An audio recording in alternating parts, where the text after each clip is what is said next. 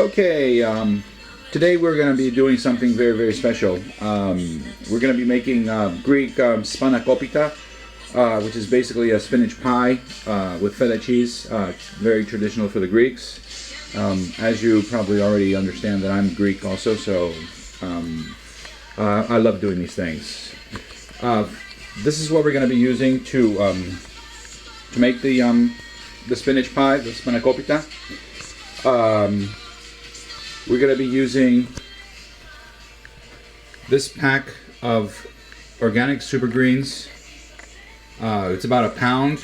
I had a little extra from another package that I had, so this is going to be about a pound and a quarter of super greens. It's got spinach, Swiss chard, kale, and arugula in the mix. You got to wash that first, pat it dry, make sure that we don't have a lot of moisture in the mix when we're going to be filling the pie. We don't want to have a lot of moisture, so we want to get as much as we want as we can out of that. Fresh onion greens, about 5, 6, 7, doesn't matter. They're very tasty. They go well in this spinach pie. This is fresh dill. It's about a bunch. You gotta wash it very, very well and dry it. It's been drying there for quite a while now, so it's probably ready to go.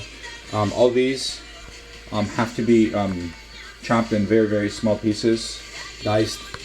We use 3 fresh eggs, feta cheese.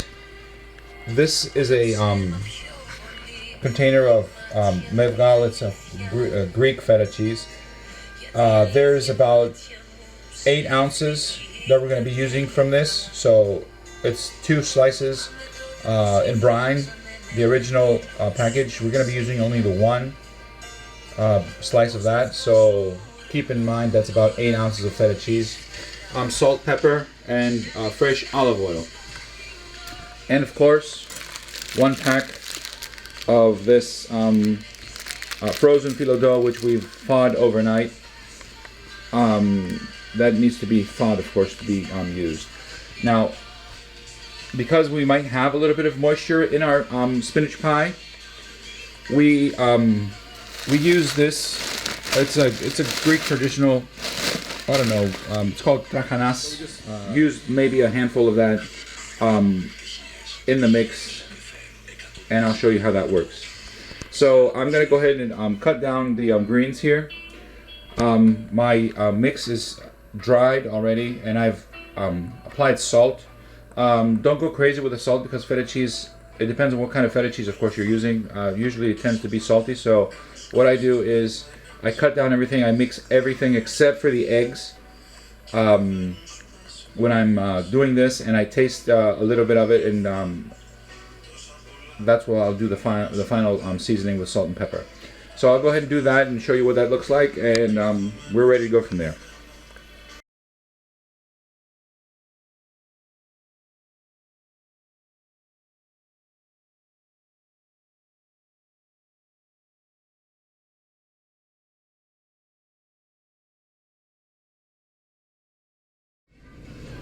Okay, at this point we've added the green mix, the dill, a little of the olive oil.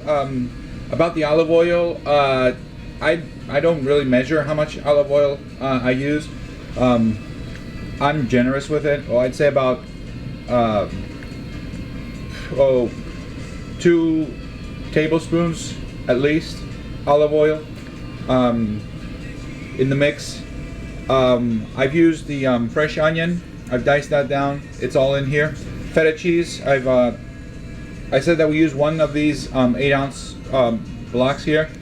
There was just a little piece in there also, so I just threw that inside. Feta cheese is nice here. It goes well. Tastes good. We like it. Okay, I went ahead and mixed this down to what it looks like now. I tasted it. It's actually very, very good salt-wise, so I'm not going to add any more flavor from the salt or the pepper. 3 eggs I've already added to the mix here. what we need to do is give it a nice toss around now with the egg, so the egg could go over the rest of the mix, and that's what's going to hold the inner ingredients together. Remember, this is a phyllo dough with spinach and other herbs. It's called Spinacopita, but really this could be only spinach in the mix. You can use other whatever you like. Swiss chard is one of the best greens that you can use in this, in addition to the spinach. This mix has some arugula, gives it a little bit of a bitterness. It's nice. It's really good. What I'm gonna do now is just toss it around a little bit. I'll show you what it looks like at the end. Just 5 minutes. Just get your hands in there. It's no big deal. Just give it a nice mix, so it's consistent everywhere. You don't want to have salt and dill in one part of the spinach pie, and the other part is going to be bland. So just give it a nice swirl. 5 minutes is all right. I'll do that and I'll be back. Okay, we've blended the egg in the mix now. This is ready to put aside. Remember that the greens we're using is a mix of 4 different kinds. You can use only spinach. This is not something that's restrictive. You can use whatever greens you prefer. Usually, in the original versions of the Greek spinach pies, we use only spinach. But there are versions called hortopites, which consist of other greens. Spinach being the dominant green used in these pies. You can also use Swiss chard. That's a very, very nice green to use in these applications. Notice it's baby spinach we're using here, so we're not cutting it down. But if you're using the regular spinach leaves, it's a good idea to cut them in smaller portions. It's going to help you when it's being laid around, being cooked. Let me put this aside and show you what I'm using to actually bake the pie. This is a 16-inch paella pan. If you don't have, most people don't have this in their household, but if you don't have something like this laying around, a perfect round stainless steel or a square one would do. It doesn't really matter. It's all about how you just lay out the phyllo dough and fill up the pie. I'm going to show you how you do that step by step here. So round, this is the best thing because it's kind of shallow. That's what I want. Get deeper pans work also. Don't sweat that too much. 16-inch pan here works perfect for this amount of mix and 1 pack of phyllo dough. Olive oil is essential from here on. Don't be cheap on the olive oil. Use generous amounts of olive oil. It's what makes spinach and cheese pies taste so good. First, we have to start to put some olive oil in the pan. Plenty of it. I'll do that and show you how much you need to use, and I'll go from there. Okay. Sorry about that. This is the amount of oil I use to oil the pan. It needs to be well oiled all around, even the parts that are on the sides there. In order for the phyllo dough to cook correctly and not stick to your pan. So all we have to do here is get dirty. We all oil the pan and open up the phyllo dough, and I'll show you what's going on after that. Okay, this is how I lay out the dough, the phyllo dough. It's about 15 very thin sheets of phyllo dough. What you want to do is lay these in the pan. the first few that you're going to be laying down, you want them to overhang a little bit here on the sides. So because that, when we're done all the way to the last phyllo, we're gonna wrap that over the top, and it's gonna be wrap that over the top like that at the end. Notice that I'm adding olive oil in between every time I'm gonna set a sheet down. So sometimes these sheets don't come out as easy as you like them to. Well, this one did, so I'm lucky about that. So I'm gonna put that in the pan like that, just straight down. The first layers that you want to put down in the pan are about, I'd say about 6 sheets worth, 6-7 sheets worth of phyllo dough in the first, the first ones that we're going to be using before we put any mix in here. The idea is to make a nice layer on the bottom, 6-7 sheets worth of phyllo dough. Don't forget to put olive oil in between each sheet. It absorbs it. It's going to just make that bottom part so crunchy and tasteful. Then we're going to add half of the mixture, half of the mix that we have on the side here, to the pan. We're going to put 3 sheets in between those 2 spinach layers. So we're going to put half of the mix, 3 sheets of phyllo, and the rest of the mix on top of that. And whatever phyllo dough we have left over, we're going to use for the top. Now, if it's too much, that's fine. We don't have to use all of them. Sometimes I do have a few left over. I'm not just going to lay on top there. I mean, it's wonderful, it's crunchy and all that, but it's just too much sometimes. So I just add as many as I think I really necessarily need, and just leave the rest out. That's okay if we leave a few out of them. You're never going to run out. These are about 15 sheets, so it's going to be fine. Let me do that and I'll come back. Okay, the first layer is in. That's what it's going to look like. I'm going to add 2 to 3 sheets of phyllo dough, and I'm going to add the rest of the mix on top of that. As soon as I do that, I'll be back. Okay, second layer's on there also. So now, all we got to do is see how many, oh, we got a lot of leftovers, see? So this is probably going to need only about, 5 of these. See how that goes on, and probably have leftovers. Like before, sheets over, you don't have to overlap as much as before on the last sheets, because you have the ones from the bottom overlapping. These are gonna just tuck over the other ones, and it's gonna be what we really need to do. Don't overlap too much, because you're gonna have to end up cutting phyllo off. So I'm just gonna lay out the 5 or 6 rest of the sheets that I think I need, and I'll be back. Okay, this is what it's going to look like at the end. I actually did have quite a bit of phyllo dough left over, so I'm just going to discard that. Or you can, if you have more mix, you can just make smaller spinach and cheese pies, little triangle ones, the ones you buy at Costco. That's what they're made of, so you can do that, or just throw them away.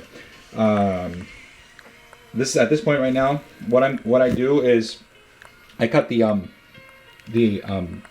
longer parts of the overlaps here. I don't want to have too much phyllo dough on top.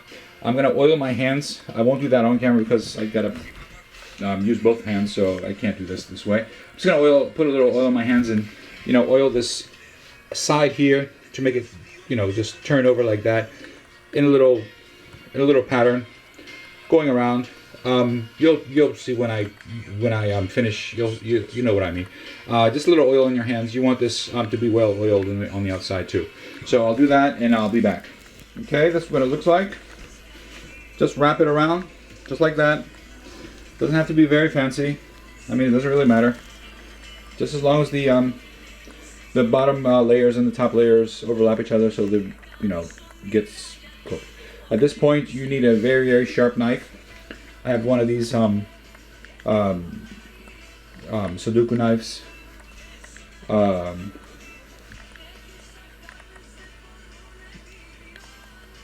that are razor sharp. It has to be very sharp because you have to slice the pieces before you cook the pie. So I'm going to do that and show you what it looks like. It's a very, very delicate procedure. You don't want to ruin everything that you made all up to here. So I'll do that and show you what it looks like. I try to make the diamond pattern on it. I'm not very good at it. I'll try better today and I'll see what comes out. Okay, that's what it looks like. Well, whatever. What we need to do now is use the oil canister again. Try to get a good shot of this. You have to go one time all around to get it in the sides here. And then you go through all the slices that you made here. Okay, do you want that oil to go through there? Looks like it's a lot of oil, but it's not. Sorry, it's not. It's actually gonna, just absorb. The phyllo is gonna absorb the oil, and when it's cooking, it's just gonna make it so crunchy and so delicious. It's not a lot of oil. It looks like it is, but it's really not. So this spinach pie is ready to go in the oven. My oven is an old oven, so I use 400 degrees Fahrenheit. It should cook around, should be ready in around 45 to 50 minutes at this temperature. But then again, some newer models probably don't need as much temperature. This probably is not a true 400. That's why I need to boost it up so much. It's probably less than that. So this is ready to go in. This last part, I really don't know why we do it, but I was taught from older, grandmas and moms and what have you, that you just spray a little water on top of the pie before you put it in the oven. Not a lot. Just wet your hand and just spray it on top like that. Let me try to get this on camera. See. So you just get a little water like that. What it's supposed to be looking like is just like that. A little water. Boom, boom, boom, boom, boom, boom. I don't know. It's probably a superstitious thing, but I do it. I don't know if it affects the taste or the the product, but I do it. Tastes good. Okay. As soon as this is ready, I'll bring it out and show you what it looks like. This is ready to go in 400 degrees for about 45 minutes. It'll smell around 45 minutes. It's probably going to smell fantastic. So that's what you're looking for when it starts smelling like that. It's close to being ready. Don't want to burn the top of the phyllo because you won't be covering it all. It's going to be cooking just like that, no cover. Okay, that's it. And when it's ready, I'll show you what it looks like. Okay, about 50 minutes afterwards. Took us about 50 minutes. This is what it's going to look like. You want a nice golden brown color at the edge here. All around. There you go. That's what it's going to look like. It's best to, I know it's mouth-watering and you probably want to go ahead and dig in and have a piece right away. It's actually best to let it rest for about a half hour. So as soon as this rests a little bit, I'll give it a half an hour to rest. I'll go ahead and cut it in a piece and see and show you guys what it looks like. And as soon as the half hour goes by, I'll be back. Okay, let's see how it turned out. This is a half hour afterwards. I've pre-cut a few pieces here in the middle where it's a little bit thicker and it's got a little bit more probably moisture. So I'm just going to go ahead and take out one of these pieces here. That one better. Okay. Alright, well, that's what it looks like. It's nice and moist. cooked through in the pan there. It's nice and dry. It's not. There's no super overwhelming liquid. This is the bottom side. It's got the nice crispiness. You can hear that. Okay, that's what it's going to be looking like. I mean, it tastes fantastic. I'm going to pick it up a little bit here so you can see. It's nice and crisp on the bottom side there. There's no overwhelming oil or water or moisture or anything like that. That's what it's supposed to be looking like. If you want to try it out, it's basically straightforward. It's not very hard. It's something that you just have to get used to the process. It's no big deal. It's super easy. You mix up all the greens with the herbs and feta cheese and eggs and whatever other things you're going to using. The phyllo dough is a frozen phyllo dough which you thaw. You just have to oil it pretty much in between. You want the pieces. You see those three in the middle there? You barely can see them. It's just that white line. I mean, it just holds it together. That's what it's there for.